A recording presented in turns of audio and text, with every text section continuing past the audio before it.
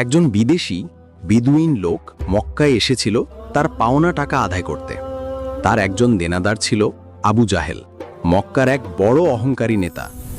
বেদুইন লোকটি আবু জাহেলের কাছে গিয়ে বলল, হে আবুল হাকাম, আবু জাহেলের আসল নাম, আমার পাওনা টাকা আমাকে দাও। কিন্তু আবু জাহেল অহংকার করে বলল, তুমি কে রে? তোমার মতো সাধারণ লোককে আমি কিছুই দেব না। লোকটি অনেক কাঁদল, অনেক চেষ্টা করল, কিন্তু কেউ সাহায্য করল না। অবশেষে কেউ তাকে মজা করে বলল, তুমি চাইলে মুহাম্মদ সাল্লাল্লাহু আলাইহি ওয়াসাল্লাম এর কাছে যাও, উনি নাকি তোমার পাওনা আদায় করে দিতে পারবেন। তারা একথা বিদ্রূপ করে বলেছিল, কারণ তারা ভাবছিল নবীজি তো দুর্বল, কুরাইশদের দ্বারা নির্যাতিত, তিনি কিছুই করতে পারবেন না।